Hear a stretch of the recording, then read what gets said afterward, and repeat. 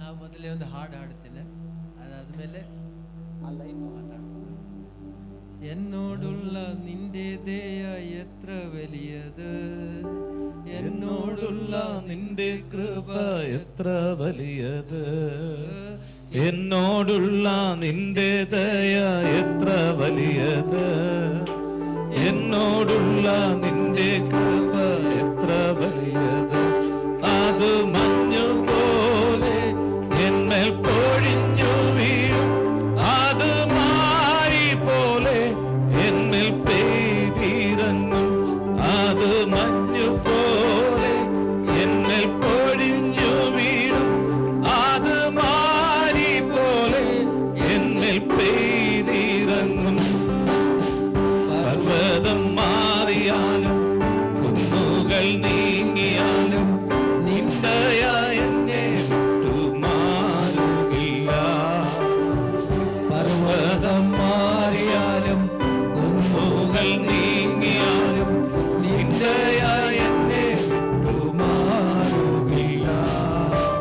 എന്നോടുള്ള നിന്റെ ദയ എത്ര വലിയത്, എന്നോടുള്ള നിന്റെ കൃപ എത്ര വലിയത്, അത് മഞ്ഞുപോലെ എന്നൽ പൊഴിഞ്ഞു വീഴും, അത് മാരി പോലെ എന്നൽ പെയ്തിറങ്ങും, അത് മഞ്ഞുപോലെ എന്നൽ പൊഴിഞ്ഞു വീഴും, അത് മാരി പോലെ എന്നൽ പെയ്തിറങ്ങും. പർവ്വതം മാറിയാലും കുന്നുകൾ നീങ്ങിയാലും നിന്ദയ എന്നെ വിട്ടുമാറുകില്ല. പർവ്വതം മാറിയാലും കുന്നുകൾ നീങ്ങിയാലും നിന്ദയ എന്നെ വിട്ടുമാറുകില്ല. Praise the Lord, praise the Lord. Praise the Lord. It's a beautiful song. ಇದೊಂದು ಒಳ್ಳೆ ಹಾಡಾಗಿದೆ. അത് നിങ്ങളത് പഠിക്കണം. ಇದು ನೀವು ಕೂಡ ಕಲಿಬೇಕಾಗಿದೆ. അതിന്റെ മീനിങ് വളരെ അർത്ഥമുണ്ട്. ಅದಕ್ಕೆ ಅರ್ಥವುಳ್ಳಂತ ಒಂದು ಹಾಡಾಗಿದೆ. നമ്മളോടുള്ള ദയ, ദൈവത്തിന്റെ ദയ ഒരിക്കലും വിട്ടുമാറത്തില്ല. ದೇವರ ದಯ ನಮ್ಮ ಮೇಲೆ ಇರುವುದು ಯಾವತ್ತಿಗೂ ನಮ್ಮನ್ನು ಬಿಟ್ಟು ಹೋಗುವುದಿಲ್ಲ. അമ്മയുടെ ഉദരത്തിലായിരുന്നപ്പോൾ തന്നെ കണ്ടിട്ട് ತಾಯಿಯ ಗರ್ಭದಲ್ಲಿ ಇದ್ದಾಗಲೇ ಆತನು ಕಂಡಿದ್ದಾನೆ. അന്നു മുതൽ നമ്മളെ കൈവെള്ളയിൽ സൂക്ഷിക്കുന്ന ഒരു ദൈവമാണ്. ಆ ದಿವಸದಿಂದ ನಮ್ಮನ್ನು ಅಂಗೈಯಲ್ಲಿ ಆತನು ಇಟ್ಟಿದ್ದಾನೆ. ഞാൻ ഈ ദാണ്ഡേലിയിലാണ് പഠിച്ച് വളർന്ന് ഡിഗ്രി ഒക്കെ എടുത്തത്. ನಾನು ಈ ದಾಂಡೇಲಿಯಲ್ಲೇ ಬೆಳೆದು ಇಲ್ಲಿಯೇ ನನ್ನ ವಿದ್ಯಾಭ್ಯಾಸ ಡಿಗ್ರಿಯನ್ನೆಲ್ಲ ಮುಗಿಸಿದ್ದೇನೆ. എൻ്റെ ಫ್ರೆಂಡ್ಸ್ ഒക്കെ മരിച്ചുപോയി. ನನ್ನ ಅನೇಕ ಮಿತ್ರರು ತೀರಿ ಹೋಗಿದ್ದಾರೆ. അവരുടെ ജീവിതത്തിന്റെ ശൈലിയായിരുന്നു, ಅವರ ಜೀವಿತದ ಶೈಲಿ ಆಗಿತ್ತು. അവര് പന്ന രീതിയിൽ ജീവിച്ചു, അവര് ലോക ചിന്തകളിൽ ജീവിച്ചു. അവരുടെ ജീവിതം വളരെ കഷ്ടപ്പാടും പ്രയാസത്തിന്റെയും ഒരു കാലഘട്ടത്തിലായിരുന്നു. ಅವರು ಬಹಳ ಕಷ್ಟದಲ್ಲಿ, ಪ್ರಯಾಸದಲ್ಲಿ, ಕೆಟ್ಟ ಕೆಟ್ಟ ಜೀವಿತದಲ್ಲಿ, ಸ್ವಭಾವದಲ್ಲಿ ಜೀವಿಸಿದವರಾಗಿದ್ದರು. അവരുടെ ജീവിതം നശിക്കുവാൻ ഇടയായി. ಅವರೆಲ್ಲರೂ ನಾಶವಾಗಲಿಕ್ಕೆ ಎಡೆಯಾದರು. എന്നാൽ അതിൽ നിന്നും ಆದರೆ ನನ್ನನ್ನು ಅದರಿಂದ ഒരു മനുഷ്യനെ പ്ലഗ് ചെയ്ത്, അതായത് പ്ലഗ് എന്ന് പറഞ്ഞാൽ അറിയത്തില്ലയോ, പ്ലഗ് ചെയ്ത് ಒಬ್ಬ ಮನುಷ್ಯನನ್ನು ಕಿತ್ತು ತೆಗೆದರು ಎಂಬುದಾಗಿ, എന്നിട്ട് എന്നെ മരുഭൂമിയിലേക്ക് കൊണ്ടുപോയി. ಅದನ್ನು ನನ್ನನ್ನು ಅಲ್ಲಿಂದ ಕಿತ್ತು ತೆಗೆದು ಮರುಭೂಮಿಗೆ ತಗೊಂಡು ಹೋದನು. അവിടെ കൃത്യമായി സംസാരിച്ചു, കൃത്യമായിട്ട് ಅಲ್ಲಿ ನನ್ನೊಂದಿಗೆ ಕೃತ್ಯವಾಗಿ ಮಾತಾಡಿದನು. വളരെ കെയർഫുൾ സ്ലോലി എന്നോട് പറഞ്ഞു, മോനെ നിന്നെ ഞാൻ ഈ മരുഭൂമിയിൽ നിർത്തുവാണ്. ನಿನ್ನನ್ನು ಮಗನೇ ಎಂಬುದಾಗಿ ಹೇಳಿ ಕೃತ್ಯವಾಗಿ ಮಾತಾಡಿ ನಿನ್ನನ್ನು ಈ ಮರುಭೂಮಿಯಲ್ಲಿ ತಂದಿದ್ದೇನೆ. അവിടെ കഷ്ടപ്പാടായിരുന്നു, ಅಲ್ಲಿ ಕಷ್ಟ ಇತ್ತು, വളരെ കഷ്ടപ്പാടായിരുന്നു, ಬಹಳ ಕಷ್ಟವಾಗಿತ್ತು. ആ കഷ്ടപ്പാടിൽ കൂടെ തന്നെ എനിക്ക് ദൈവവചനം ദൈവം തരുന്നു. ಆ ಕಷ್ಟದ ಮಧ್ಯದಲ್ಲಿ ದೇವರು ತನ್ನ ವಾಕ್ಯವನ್ನು ನನಗೆ ಕೊಟ್ಟನು. അതിനായി ശ്രേഷ്ഠ ദാസന്മാരെ ഒരുക്കി, ಅದಕ್ಕಾಗಿ ದೇವರ ದಾಸರುಗಳನ್ನು ಅದಕ್ಕಾಗಿ ಸಿದ್ಧಪಡಿಸಿದನು. അവിടെ എന്നെ നടത്തിയ വിധങ്ങള്, ಅಲ್ಲಿ ನನ್ನನ್ನು ನಡೆಸಿದ ವಿಧಾನಗಳು, ഞാൻ പലപ്പോഴും വിഷമിച്ചിട്ടുണ്ട്. എന്റെ ജീവിതം ഇങ്ങനെ ആയി പോയോ, ನನ್ನ ಜೀವಿತವೇ ಹೀಗೆ ಆಗಿ ಹೋಯ್ತೋ ಎಂಬುದಾಗಿ ಬಹಳ ಸಲ ನಾನು ದುಃಖದಿಂದಿದ್ದೆ. എന്നാൽ അതിൽ കൂടെ ദൈവം എന്നെ സന്തോഷിപ്പിച്ചു. ಆದರೆ ಅದರ ಮಧ್ಯದಲ್ಲಿಯೂ ದೇವರು ನನ್ನನ್ನು ಸಂತೋಷಿಸಿ എനിക്ക് ഫൈനാൻഷ്യൽ സപ്പോർട്ട് തന്നു. ನನಗೆ ಆರ್ಥಿಕವಾದ ಸಹಾಯವನ್ನು ಮಾಡಿ, നല്ല കുഞ്ഞുങ്ങളെ തന്നു, ಒಳ್ಳೆ ಮಕ್ಕಳನ್ನು ಕೊಟ್ಟನು. എല്ലാ രീതിയിലും ദൈവം എന്നെ അങ്ങ് അനുഗ്രഹിച്ചു. ಎಲ್ಲ ರೀತಿಯಲ್ಲೂ ದೇವರು ನನ್ನನ್ನು ಅನುಗ್ರಹಿಸಿ. ഇപ്പൊ ഞാൻ അനുഗ്രഹമുള്ളവനാണെങ്കിൽ, ಇವತ್ತು ನಾನು ಅನುಗ್ರಹಿಸಲ್ಪಟ್ಟವನಾದರೂ ഞാൻ എൻ്റെ പിൻകാലത്തെ എൻ്റെ ചെറുപ്രായത്തിലെ എൻ്റെ സഹോദരന്മാരെ ഓർക്കുവാൻ ഇടയായി. ನಾನು ನನ್ನ ಸಣ್ಣ ಪ್ರಾಯದಲ್ಲಿದ್ದಂಥ ನನ್ನ ಒಟ್ಟಿಗಿದ್ದಂಥ ಸಹೋದರರನ್ನು ಇವತ್ತಿಗೂ ನಾನು ನೆನೆಸ್ತಾ ಇದ್ದೇನೆ. ಅದಕ್ಕೆ ನಾನು ಈ ದಾಂಡೇಲಿ ಬಂದಿದ್ದೆ. ಅದಕ್ಕೆ ನಾನು ದಾಂಡೇಲಿಗೆ ಬಂದಿದ್ದೇನೆ. എൻ്റെ ജനം നശിക്കരുത്. ಯಾಕೆಂದರೆ ನನ್ನ ಜನ ನಾಶವಾಗಬಾರದು. I love Dandeli. ನಾನು ದಾಂಡೇಲಿಯನ್ನು ಪ್ರೀತಿಸುತ್ತೇನೆ. ഒത്തിരി സ്നേഹമാണ്. ನಿಮಗೆ ನನ್ನ ಪ್ರತಿ ಬಹಳ ಪ್ರೀತಿ ಇದೆ. എനിക്ക് എല്ലാ വർഷമല്ല, എല്ലാ ദിവസവും ഇവിടെ താമസിക്കണമെന്ന് പറയാം. ನನಗೆ ಎಲ್ಲ ವರ್ಷ ಬರುವುದಲ್ಲ, ಎಲ್ಲಾ ದಿವಸ ಇಲ್ಲೇ ಇದ್ರೆ ಬಹಳ ಸಂತೋಷ ಇದೆ. എനിക്ക് ഈ ചർച്ചിൽ കാണുമ്പോഴേ, ഇവരുടെ ഈ ഇപ്പോഴത്തെ യങ്സ്റ്റേഴ്സിനെ കാണുമ്പോഴേ, അല്ലെങ്കിൽ സഹോദരികളെ, അല്ലെങ്കിൽ നമ്മുടെ ബ്രദേഴ്സ് ഒക്കെ കാണുമ്പോഴേ എനിക്ക് വളരെ സന്തോഷമാണ്. ಇಲ್ಲಿ ಬರುವಾಗ ನನಗೆ ಇಲ್ಲಿ ನೋಡುವಂಥ ಮಕ್ಕಳನ್ನು, ಯವನಸ್ಥರನ್ನು, ಸಹೋದರರನ್ನು, ಸಹೋದರಿಯರನ್ನು ನೋಡುವಾಗ ನನ್ನ ಹೃದಯ ಸಂತೋಷದಿಂದ ತುಂಬುತ್ತದೆ. നിങ്ങൾ ഭാഗ്യവാന്മാരാണ്. ನೀವು ಭಾಗ್ಯವಂತರಾಗಿದ್ದೀರಿ. നിങ്ങൾക്ക് ഇതുപോലെ നല്ലൊരു ലീഡറെ കിട്ടുന്നത് തന്നെയാണ് ഏറ്റവും വലിയ ഭാഗ്യം. ನಿಮಗೆ ಒಂದು ಒಳ್ಳೆ ನಾಯಕನು ಸಿಕ್ಕಿದೆ, ಅದು ನಿಮ್ಮ ಸೌಭಾಗ್ಯವಾಗಿದೆ.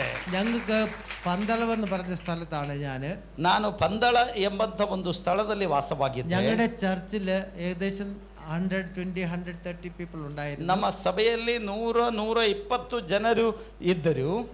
നല്ല ലീഡറുമായിരുന്നു, ಒಳ್ಳೆ ನಾಯಕನು ಕೂಡ ಆಗಿದ್ದನು. ഒരു പക്ഷേ എന്നാൽ ಆದ್ರೆ ഇപ്പോഴെന്ത് പറ്റിയെന്ന് അറിയാമോ?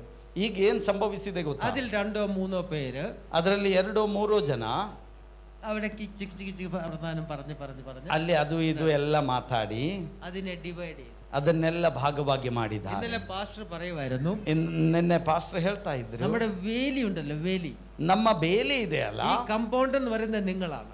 ನಮ್ಮ ಬೇಲಿ ಅಂತ ಹೇಳಿದ್ರೆ ನೀವಾಗಿದ್ದೀರಾ ಎಂಬುದಾಗಿ. ಕಂಪೌಂಡ್ ನೀವಾಗಿದ್ದೀರಾ ಆ ಬೇಲಿ. ಕಂಪೌಂಡ್ ಪ್ರೊಟೆಕ್ಟ್ ചെയ്യുന്ന ചുമതല ನಿങ്ങളുടെയാണ്. ಆ ಕಂಪೌಂಡಿನ ಗೋಡೆ ನೀವಾಗಿದ್ದೀರಾ, ಅದನ್ನು ಸುರಕ್ಷಿತವಾಗಿ ಇಡುವಂತ ಕರ್ತವ್ಯ ನಿಮ್ಮದಾಗಿದೆ. ಅದಾണെങ്കിൽ ಅದಾದರೆ നമുക്കിത് ಅಕ್ವೈರ್ ചെയ്യാം, ನಮಗೆ ಇದನ್ನು ದೇಶ പിടിച്ചെടുക്കാം. ಈ ದೇಶವನ್ನೇ ಹಿಡಿದುಕೊಳ್ಳಲಿಕ್ಕೆ ಸಾಧ್ಯವಾಗ್ತದೆ. ഈ ദേശം നമ്മൾ പിടിച്ചെടുക്കണം. ಈ ದೇಶವನ್ನು ನಾವು ಹಿಡಿದು ತೆಗೆದುಕೊಳ್ಳಬೇಕು. നശിച്ചു പോകുന്ന കുഞ്ഞുങ്ങളെ നമ്മൾ വിളിച്ച ദൈവസന്നിധിയിലേക്ക് കൊണ്ടുവരണം. ನಾಶವಾಗುತ್ತಿರುವಂತಹ ಆತ್ಮಗಳನ್ನು, ಮಕ್ಕಳನ್ನು ನಾವು ದೇವರ ರಾಜ್ಯಕ್ಕೆ ಕರ್ಕೊಂಡು ಬರಬೇಕಾಗಿದೆ. കഴിഞ്ഞ പ്രാവശ്യം ഞാൻ 2013 വരുമ്പോഴേ, ನಾನು 2013ರಲ್ಲಿ ಬರುವಾಗ ഇവിടെ എല്ലാവരും വളരെ പ്രയാസത്തില്, കഷ്ടത്തില്, ഓരോ രീതിയിലായിരുന്നു ഇവിടുത്തെ ജീവിതം. ಇಲ್ಲಿ ಬಂದಾಗ ನಾನು ನೋಡಿದಂತ ಕಾರ್ಯ, ಇಲ್ಲಿಯ ಜನರ ಜೀವಿತ ಬಹಳ ಪ್ರಯಾಸದಲ್ಲಿ, ಕಷ್ಟದಲ್ಲಿ, ಅವರು ಸಂಕಟದಲ್ಲಿ ಇದ್ದದನ್ನು ಕಂಡಿದ್ದೇನೆ. ഇപ്പൊ നിങ്ങൾ ആ സ്റ്റാറ്റസ് നോക്കിയേ. ಈಗ ನಿಮ್ಮ ಸ್ಟ್ಯಾಟಸ್ ಒಂದು ನೋಡಿರಿ ನೀವು. ഞാൻ ഇന്നലെ ഒരു കൊച്ചിനോട് ചോദിച്ചപ്പോൾ പറഞ്ഞു, I asked her, what is your ambition? ನಾನು ಒಂದು ಮಗಳ ಹತ್ರ ಕೇಳಿದೆ, ನಿನ್ನ ಗುರಿ ಏನಾಗಿದೆ ಎಂಬುದು. Uncle, I want to become a doctor. ಆಗ ಅವ್ರು ಹೇಳಿದ್ರು, ನನಗೆ ಡಾಕ್ಟರ್ ಆಗ್ಬೇಕು. വേറൊരു കൊച്ചു B.Pharm പഠിക്കുന്നു. ಬೇರೆ ಒಂದು ಮಗಳ ಹತ್ರ ಕೇಳಿದೆ, ನೀನ್ ಏನ್ ಕಲಿತಾ ಇದ್ದೆ? B.Pharm ಕಲಿತಾ. ഒരാള് ലോയർ ആയിരിക്കുന്നു, ಒಂದು ಮಗಳು ಲಾಯರ್ ಎಂಬುದಾಗಿ, ഒരാൾ ಎಂಜಿನಿಯರ್ ಆയിരിക്കുന്നു, ಒಬ್ಬರು ಇಂಜಿನಿಯರ್ ಅಂತ ಹೇಳಿದ್ರು. I really felt happiness. ನನಗೆ ಬಹಳ ಸಂತೋಷ ಅನಿಸಿತು. നശിച്ചിരുന്ന സ്ഥലത്ത്, ನಾಶವಾಗ್ತಾ ಇರುವಂತ ಸ್ಥಳದಲ್ಲಿ നമ്മുടെ ദൈവം നമ്മളെ കൂട്ടി വരുത്തിയിട്ട് ದೇವರು ನಮ್ಮನ್ನು ಕೂಡಿಸಿ ಒಟ್ಟಾಗಿಸಿದ್ದಾನೆ. ഒരുക്കി അവരൊരു പുതിയ ಸೆಕ್ಷನ್ലേക്ക് കയറുവാണ്. ನಮ್ಮನ್ನು ಒಂದು ಹೊಸ ನೆಲೆಗೆ ತಕೊಂಡು ಹೋಗ್ತಾ ಇದ್ದಾನೆ, വേറൊരു ലെവലിലേക്ക്, ಬೇರೆ ಒಂದು ಲೆವೆಲ್ಗೆ ತಕೊಂಡು ಹೋಗ್ತಾ ಇದ್ದಾನೆ. അതിന് ഞാൻ സന്തോഷിക്കുകയാണ്. ಅದರಲ್ಲಿ ನಾನು ಸಂತೋಷಿಸ್ತಾ എനിക്ക് അത് ಇದ್ದೇನೆ. മാത്രം മതി. ಅದು ನನಗೆ ಮಾತ್ರ അതുകൊണ്ട് ಸಾಕಾಗಿದೆ. എൻ്റെ ഒരു അപേക്ഷ, ನನ್ನ ಒಂದು ವಿನಂತಿ, ഈ പാസ്റ്ററിനെയും സഹോദരിയെയും നിങ്ങൾ സ്നേഹിക്കണം.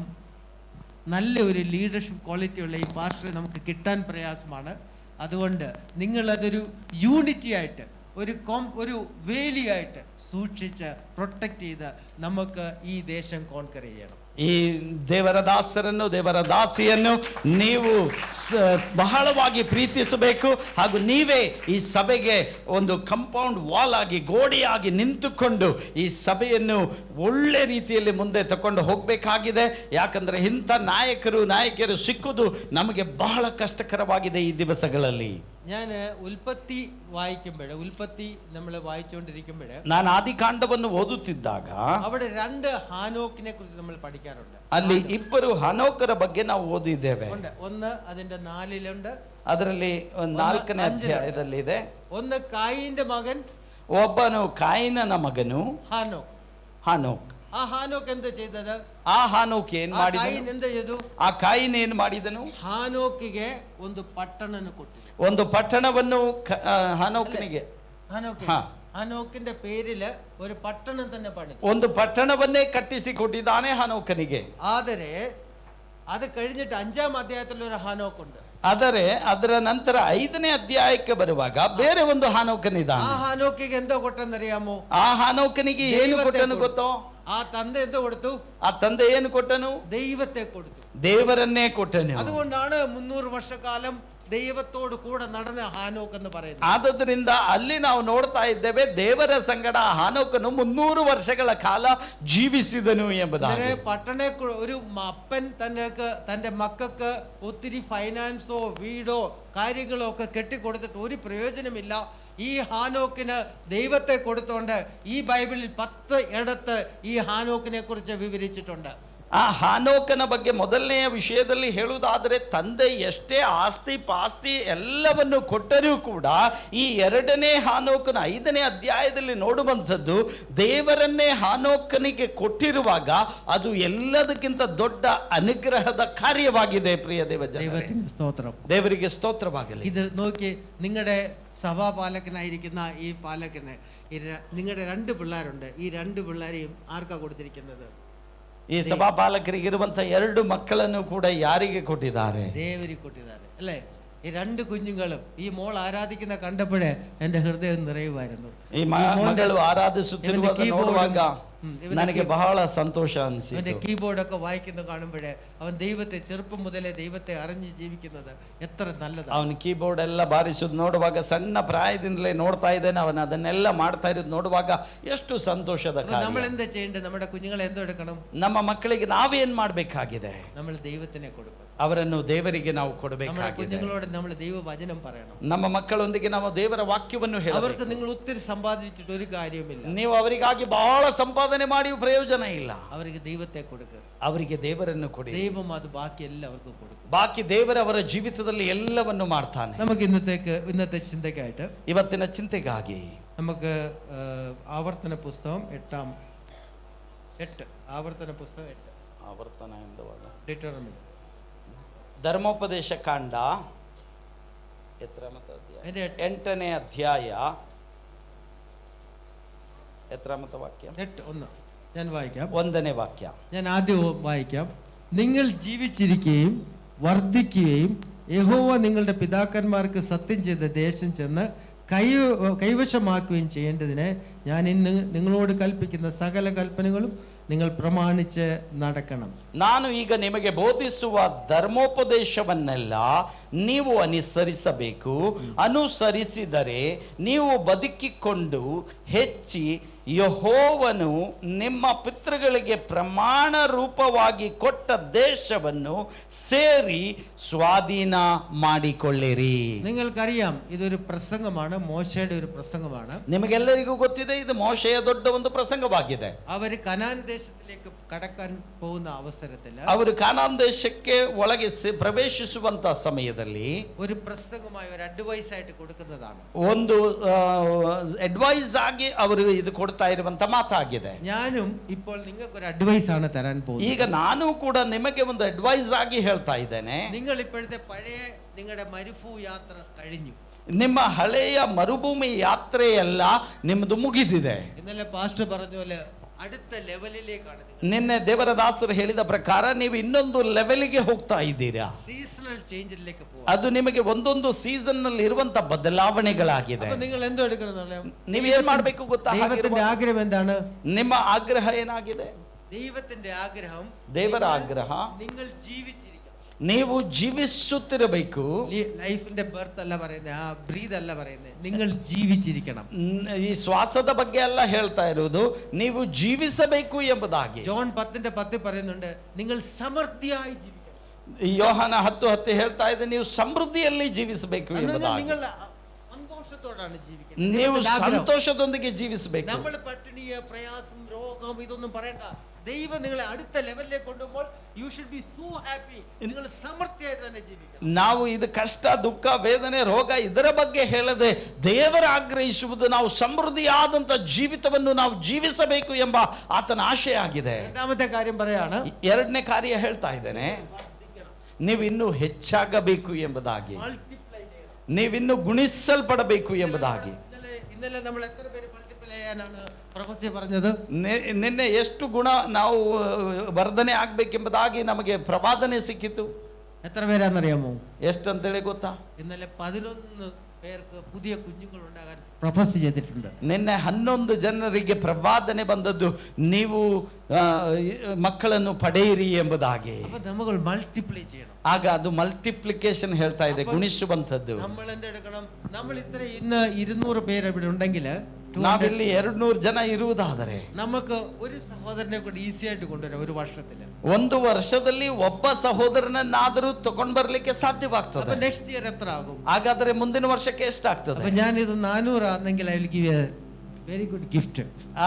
ಒಂದು ವೇಳೆ 400 ಮುಂದಿನ ವರ್ಷ ಆಗುವುದಾದರೆ ನಿಮಗೆ ಒಳ್ಳೆ ಒಂದು ಬಹುಮಾನವನ್ನು ನಾನು ಕೊಡ್ತೇನೆ. ദൈവം നിങ്ങളെ മാനിക്കും. ದೇವರು ನಿಮ್ಮನ್ನು അത് ಮಾನಿಸ್ತಾನೆ. തന്നെ വലിയൊരു ബഹുമാനമാണ്. ಅದೇ ಒಂದು ದೊಡ್ಡ ಬಹುಮಾನವಾಗಿದೆ. കാര്യം നിങ്ങൾക്ക് ഈസിയാണ്. ಅದು ನಿಮಗೆ ಸುಲಭವಾಗಿದೆ. ഇത് കേരളത്തിൽ കിട്ടത്തില്ല, ಇದು ಕೇರಳದಲ್ಲಿ ಸಾಧ್ಯವಿಲ್ಲ, ഇത് സൗദി കിട്ടത്തില്ല, ಇದು ಸೌದಿಯಲ್ಲಿ ಸಾಧ್ಯವಿಲ್ಲ, കാര്യം കർണാടകയിൽ മാത്രമേ കിട്ടത്തുള്ളൂ. ಇದು ಕರ್ನಾಟಕದಲ್ಲಿ ಮಾತ್ರ ಸಾಧ್ಯ. എന്താണെന്നറിയാമോ? ಹೇಗೆ ಗೊತ್ತಾ?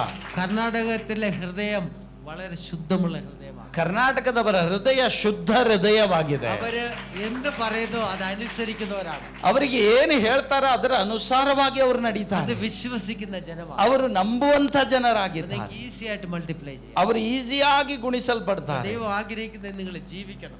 ದೇವರ ಆಗ್ರಹಿಸುವುದು ನೀವು ಜೀವಿಸಬೇಕು എങ്ങനെ ಎಂಬುದಾಗಿ. ജീവിക്കണം?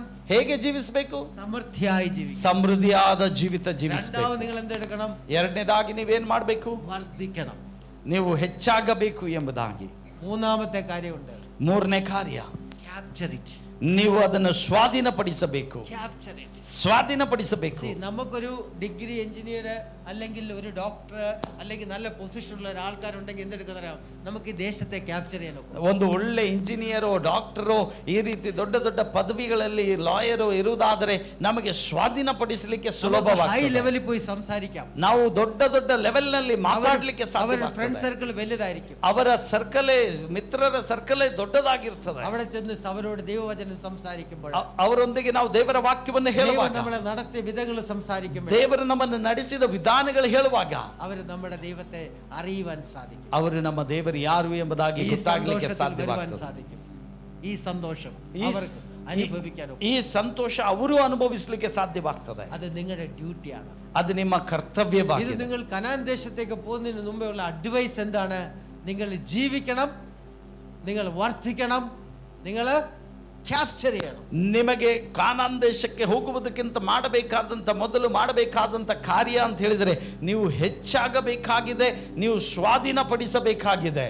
ക്യാപ്ചർ ನೀವು ಸ್ವಾಧೀನಪಡಿಸಬೇಕಾಗಿದೆ. അതാണ് നമ്മുടെ ജീവിതം. ಅದು ನಮ್ಮ ಜೀವಿತ, ನಾವು നിങ്ങളെ ಜೀವಿಸಬೇಕಾಗಿದೆ. ദൈവം സെലക്ട് ചെയ്തിരിക്കുന്നു. ಅದಕ್ಕಾಗಿ ನಿಮ್ಮನ್ನು ದೇವರು ಆರಿಸಿಕೊಂಡಿದ್ದ. അതിന്റെ താഴോട്ട് വായിക്കുമ്പോൾ, ಅದರ ಕೆಳಗಡೆ ನಾವು ಇನ್ನು ಓದುವಾಗ, ഒന്ന് വായിക്കാമോ? അതിന്റെ 8, അതിന്റെ 2, ಎರಡನೇ ವಾಕ್ಯ, ನಿಮ್ಮ ದೇವರಾದ ಯೆಹೋವನು ನಿಮ್ಮನ್ನು ಈ 40 ವರ್ಷ ಅರಣ್ಯದಲ್ಲಿ ನಡೆಸಿದನ್ನು ನೀವು ತನ್ನ ಆಜ್ಞೆಗಳನ್ನು ಕೈಕೊಳ್ಳುವವರೋ ಅಲ್ಲವೋ ಎಂದು ತಿಳಿದುಕೊಳ್ಳುವುದಕ್ಕೆ ನಿಮ್ಮನ್ನು ಕಷ್ಟಕ್ಕೆ ಒಳಪಡಿಸಿ ನಿಮ್ಮ ಮನೋಭಾವವನ್ನು ಪರೀಕ್ಷಿಸಿದ್ದನ್ನು ನೆನಪಿಗೆ ತಂದುಕೊಳ್ಳಿರಿ. നിങ്ങൾ കുറെ കഷ്ടങ്ങൾ അനുഭവിച്ചിട്ടുണ്ട്. ನೀವು ಬಹಳ ಕಷ್ಟಗಳನ್ನು ಅನುಭವಿಸಿದ್ದೀರಿ. ഇതിന്റെ പഴയ കാലത്ത് നിങ്ങൾ കഷ്ടങ്ങൾ അനുഭവിച്ചിട്ടുണ്ട്. ನೀವು ಹಳೆಯ ಕಾಲದಲ್ಲಿ ಅನೇಕ ಕಷ್ಟಗಳನ್ನು ഈ ಅನುಭವಿಸಿದ್ದೀರಿ. കഷ്ടം നിങ്ങൾക്ക് ദൈവം തന്നതാണ്. ಈ ಕಷ್ಟಗಳು ದೇವರು ನಿಮಗೆ ಕೊಟ್ಟದ್ದಾಗಿದೆ. എന്തിനാണെന്നറിയാമോ? ಯಾಕೆ ಗೊತ್ತಾ? നിങ്ങൾ ദൈവത്തെ ആശ്രയിക്കാനാണ്. ನೀವು ದೇವರ ಮೇಲೆ നിങ്ങൾ ಆಶ್ರಯವಿರಲಿಕ್ಕಾಗಿ. ദൈവത്തിൽ ആശ്രയിക്കുമ്പോൾ, ನೀವು ದೇವರ ಮೇಲೆ ನಿರ್ಬಲವಿರುವಾಗ നിങ്ങൾ അറിയാത്ത മന്ന ദൈവം തന്നു. ನಿಮಗೆ ಗೊತ್ತಿಲ್ಲದಂತ ಮನ್ನವನ್ನು ದೇವರು ಕೊಟ್ಟನು. നിങ്ങളുടെ പ്രയാസത്തിൽ കൂടെ വേറെ വഴിയില്ലാതെ 4ാം യാമത്തിൽ ദൈവത്തിൽ മാത്രം ആശ്രയം വെക്കുമ്പോൾ, ನೀವು ದೇವರ ಮೇಲೆ ಬೇರೆ ಯಾವ ಹಾದಿ ಇಲ್ಲದೆ ನೀವು ದೇವರ ಮೇಲೆ ಆಶ್ರಯವಿಟ್ಟಿರುವಾಗ ദൈവം അവിടെ നിങ്ങളെ ദൈവം സകലതും നിങ്ങൾക്ക് തന്നു. ನಿಮಗೆ ದೇವರಲ್ಲಿ ಎಲ್ಲವನ್ನೂ ಕೊಡ್ತಾನೆ. അതൊരു പഠിപ്പിക്കുമായിരുന്നു. It was a training. ಅದು ನಿಮಗೆ ಒಂದು ಕಲಿಸುವಂತ ಒಂದು ಸಮಯವಾಗಿತ್ತು. അത് നമ്മൾ ട്രെയിൻ ചെയ്ത് എടുത്തിട്ട് ഇനി അടുത്ത സെക്ഷനിലേക്ക് പോവാണ്. ನಮ್ಮನ್ನು ಕಲಿಸಿ ತೆಗೆದುಕೊಂಡ ಮೇಲೆ ಬೇರೆ ಒಂದು ನೆಲೆಗೆ ನಮ್ಮನ್ನು ಕರ್ಕೊಂಡು ಹೋಗ್ತಾ ಇದ್ದಾನೆ. ഇപ്പോൾ നിങ്ങൾ സമൃദ്ധിയിലേക്കാണ്.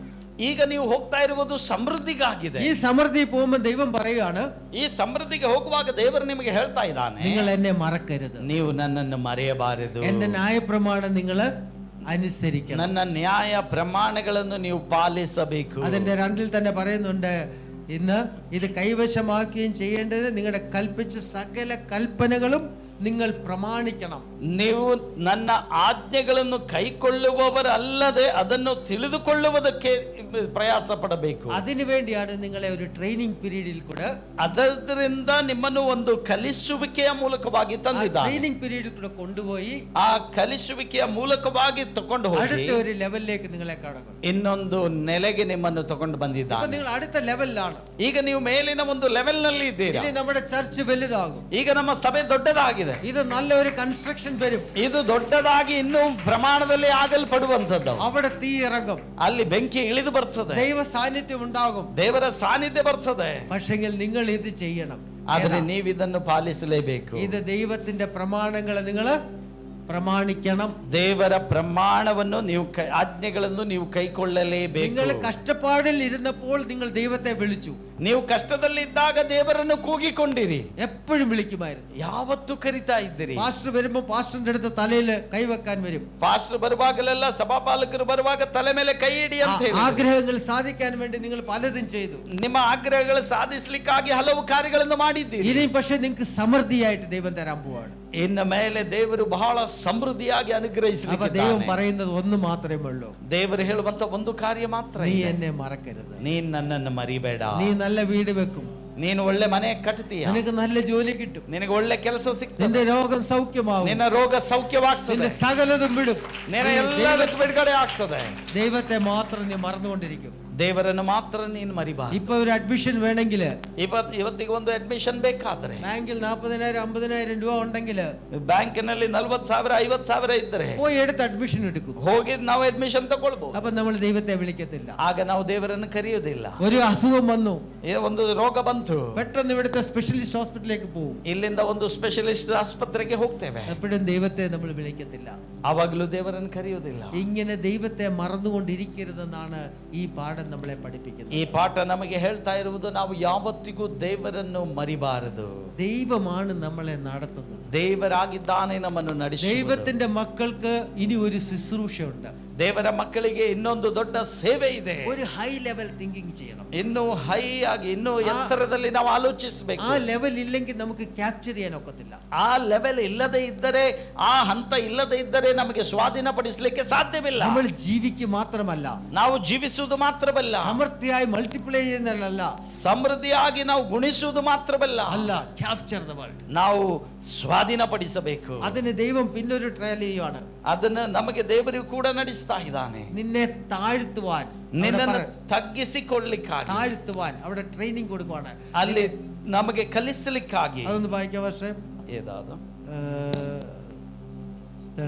അതിന്റെ 2 തന്നെ ಎಂದು ತಿಳಿದುಕೊಳ್ಳುವುದಕ್ಕೆ ನಿಮ್ಮನ್ನು ಕಷ್ಟಕ್ಕೆ ಒಳಪಡಿಸಿ ನಿಮ್ಮ ಮನೋಭಾವವನ್ನು ಪರೀಕ್ಷಿಸಿದ್ದನ್ನು. നിന്റെ മനോഭാവം പരീക്ഷിക്കുവാനാണ് ദൈവം ചെയ്തത്. ನಿನ್ನ ಮನೋಭಾವವನ್ನು ಪರೀಕ್ಷಿಸಲಿಕ್ಕಾಗಿ ಎಂಬುದಾಗಿ നമ്മുടെ ಹೇಳಲ್ಪಟ್ಟಿದೆ. ഇപ്പോൾ നമ്മൾ വളരെ കംഫർട്ട് സോണിലാണ്. ಈಗ ನಾವು ಬಹಳ ಸುರಕ್ಷಿತವಾದ ಸ್ಥಳದಲ್ಲಿ ಇದ್ದೇವೆ. നമ്മൾ എല്ലാവരും കാണുമ്പോൾ, പാസ്റ്റർ കാണുമ്പോൾ എല്ലാവരും വളരെ നല്ല ഹോളിയാണ്, അവരെ ദൈവസന്നിധിയിൽ വിശ്വസ്തരാണ്, എല്ലാമാണ്. ದೇವರ ದಾಸರು ನಿಮ್ಮನ್ನು ನೋಡುವಾಗ ನೀವೆಲ್ಲರೂ ಒಳ್ಳೆ ರೀತಿಯಲ್ಲಿ, ಎಲ್ಲ ರೀತಿಯಲ್ಲಿ, ಅನುಗ್ರಹದ ರೀತಿಯಲ್ಲಿ ಕಾಣಲ್ಪಡ್ತೀರಿ. പക്ഷെ ഹൃദയം എങ്ങനെ ഉണ്ടെന്ന് അറിയത്തില്ല. ಆದರೆ ಹೃದಯ ಹೇಗಿದೆ ನಮಗೆ ಗೊತ್ತಿಲ್ಲ. അത് ടെസ്റ്റ് ചെയ്യണം.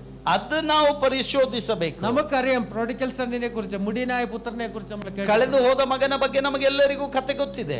ഈ മുടിയനായ പുത്രൻ വന്നു, അവൻ മാനസാന്തരപ്പെട്ടു, അവൻ വിശ്വസ്തനായിരുന്നു. ಅಲ್ಲಿ ಆ ಕಳೆದು ಹೋದ ಮಗನು ತಿರುಗಿ ಬಂದನು, ಅವನು ವಿಶ್ವಸ್ತನಾಗಿ ಅದರ ನಂತರ ಒಟ್ಟಿಗೆ ನಿಂತನು. പക്ഷേ അവിടെ ഒരു ബ്രദർ ഉണ്ടായിരുന്നു അവന്റെ. ಆದ್ರೆ ಅಲ್ಲಿ ಒಬ್ಬ ಅಣ್ಣನಿದ್ದ ಅವನಿಗೆ. അവനായിരുന്നു ഏറ്റവും നല്ലവൻ. ಅವನಾಗಿದ್ದ ಎಲ್ಲರಿಗಿಂತ ಒಳ್ಳೆಯವನು. അവന് വീട്ടിൽ അപ്പന്റെ എല്ലാ ഹെൽപ്പും ചെയ്യും. ಅವನು ತಂದೆಯ ಎಲ್ಲ ಸಹಾಯವನ್ನು ಮಾಡ್ತಾ ಇದ್ದ. എല്ലാ രീതിയിലും ഒരു വിശ്വസ്തനായ മകനായിരുന്നു. ಎಲ್ಲ ರೀತಿಯಲ್ಲಿ ವಿಶ್ವಾಸ ಯೋಗ್ಯನಾದ ಮಗನಾಗಿದ್ದ. എന്നാൽ അവന്റെ സഹോദരൻ അവന്റെ സ്വത്തും എല്ലാം അടിച്ചോണ്ട് പോയിട്ട് തിരിച്ചു വന്നപ്പോൾ, ಆದರೆ ಅವನ ಸಹೋದರನು ತನ್ನ ಸ್ವತ್ತನ್ನೆಲ್ಲ ಕಳೆದುಕೊಂಡು ಮರಳಿ ಬಂದಾಗ അവൻ പുറപുറുക്കാൻ തുടങ്ങി. ಅವನು ಗೊಣಗುಟ್ಟಲಿಕ್ಕೆ ಪ್ರಾರಂಭ ಮಾಡಿದ. ക്യാരക്ടർ അവിടെ വെളിപ്പെടുവാണ്. ಅವನ ಸ್ವಭಾವ ಅಲ್ಲಿ ಹೊರಗೆ ಬರ್ತಾ ಇದೆ. അതുവരെ അവന്റെ ക്യാരക്ടർ വെളിപ്പെട്ടില്ല. ಅಷ್ಟರವರೆಗೆ ಅವನ ಸ್ವಭಾವ ಹೊರಗೆ ಬರಲಿಲ್ಲ. അവിടാണ് ദൈവം നമ്മളെ ട്രെയിൻ ചെയ്യുന്നത്. ಅಲ್ಲಿ ದೇವರು ನಮಗೆ ಕಲಿಸಿಕೊಡ್ತಾನೆ. അവൻ ട്രെയിൻ ചെയ്യാണ്, നിന്നെ താഴ്ത്തിയിട്ട് ഇത് പഠിപ്പിക്കുവാണ്. ನಿಮ್ಮನ್ನು ಇನ್ನು ತಗ್ಗಿಸಲ್ಪಡುವುದಕ್ಕಾಗಿ ಕಲಿಸುತ್ತಾನೆ. നമ്മളൊരു വഴക്കുണ്ടാക്കാൻ പോയി ഒരു വ്യക്തിയോട്, ആരെങ്കിലും നമ്മളോട് വഴക്കുണ്ടാക്കാൻ, ಯಾರಾದ್ರೂ ನಮ್ಮೊಟ್ಟಿಗೆ ಜಗಳಕ್ಕೆ ಬಂದರೆ അപ്പോൾ നമ്മൾ അറിയാം നമ്മുടെ സ്വഭാവം. ಆಗ ನಮಗೆ ಗೊತ್ತಾಗ್ತದೆ ನಾವು ಯಾರು ಅಂತ ಹೇಳಿ. നമ്മുടെ വൈഫും നമ്മളെ ഹസ്ബൻഡും കൂടെ ആയിരിക്കുമ്പോൾ നമ്മുടെ റിയൽ സ്വഭാവം അവർക്ക് രണ്ടുപേർക്കും അറിയാൻ. ಗಂಡ ಹೆಂಡತಿಯಾಗಿರುವಾಗ ಯಥಾರ್ಥ ಸ್ವಭಾವ ಪರಸ್ಪರ ಗೊತ್ತಾಗ್ತದೆ അല്ലേ? അതുപോലാണ് നമ്മുടെ ജീവിതം. ಅದೇ ರೀತಿಯಾಗಿದೆ ನಮ್ಮ ಜೀವನ. നമുക്കറിയാം ശമരിയാക്കാരന്റെ കഥ അറിയാം. ನಮಗೆಲ್ಲರಿಗೂ ಶಮರಿಯದ ಕತೆ ಗೊತ್ತಿದೆ. അവര് വഴിയില് കള്ളന്മാര് മോട്ടിച്ചിട്ട് വഴിയിൽ കിടക്കുമ്പോൾ, ಕಳ್ಳನು ಹೊಡೆದು ಅವನ ಸಮರಿಯದವನಲ್ಲಿ ಮಲ್ಕೊಂಡಿದ್ದಾಗ ಆವಾಗ രണ്ടുപേരാ വന്നിരിക്കുന്നത്. 2 ಜನ ಅಲ್ಲಿ ಬಂದಿದ್ದಾರೆ. ഒന്ന് പ്രീസ്റ്റ് ആണ്, ಒಬ್ಬನು ಪುರೋಹಿತನು, മറ്റേ ആരായിരുന്നു, പരീക്ഷൻ. ಮತ್ತೊಬ್ಬನು ಫರಿಸಾಯನು. അവര് രണ്ടുപേരും ഈ വ്യക്തിയെ നോക്കിയില്ല. ಅವರು ಇಬ್ಬರು ಇವನನ್ನು ನೋಡ್ಲಿಲ್ಲ. അന്ന് ശമരിയക്കാരൻ മാത്രം നോക്കി. ಆದರೆ ಸಮರಿಯದವನು ಮಾತ್ರ ನೋಡಿದ. അതാണ് ഹൃദയം നമ്മളെ അവരെ പഠിപ്പിക്കുക. ഹൃദയം നമ്മുടെ എങ്ങനെ ഉണ്ടായി, ನಮ್ಮ ಹೃದಯ ಹೇಗಿದೆ ಎಂಬುದಾಗಿ ಅಲ್ಲಿ ಗೊತ್ತಾಗ್ತದೆ. നമ്മൾ താഴ്ന്ന്, ನಾವು ತಗ್ಗಿಸಿಕೊಳ್ಳ, നമ്മൾ ಈ ಲೆವೆಲಿലേക്ക് കയറുമ്പോൾ, ಈ ಹಂತದಲ್ಲಿ ನಾವು ಮೇಲಕ್ಕೆ ಹೋಗುವಾಗ 2 ಅಡ್ವೈಸ್ ആണ് പറയുന്നത്. 2 ಅಡ್ವೈಸ್ ನಮಗಾಗಿ ಇದೆ. ദൈവസന്നിധിയിൽ താഴുക, ದೇವರ ಸಾನ್ನಿಧ್ಯದಲ್ಲಿ ತಗ್ಗಿಸಿಕೊಳ್ಬೇಕು, താണിരിക്കുക, ತಗ್ಗಿಸಿಕೊಳ್ಬೇಕು. രണ്ടാമത്, ಎರಡನೇದಾಗಿ ദൈവത്തെ അറിയുക, ದೇವರನ್ನು ತಿಳಿದುಕೊಳ್ಳಬೇಕು. എപ്പോഴും ദൈവത്തോട് നമ്മൾ എത്ര വലിയവനായാലും, ನಾವು ಎಷ್ಟೇ ದೊಡ್ಡವರಾದರೂ ಕೂಡ, എത്ര വലിയ പണക്കാരനായാലും, ಎಷ್ಟು ದೊಡ್ಡ ಹಣವಂತನಾದರೂ, എത്ര വലിയ പൊസിഷൻ ഉണ്ടെങ്കിലും, ಎಷ್ಟು ದೊಡ್ಡ പദವಿ ಇದ್ದರೂ നമ്മളെ ദൈവത്തെ മറക്കരുത്. ನಾವು ದೇವರನ್ನು ಮರಿಬಾರದು. ഇതിന്റെ 18ാം അധ്യായം ആരെങ്കിലും ഒന്ന് വായിക്കുക. ഇതിന്റെ 8ന്റെ 17 വായിച്ചു.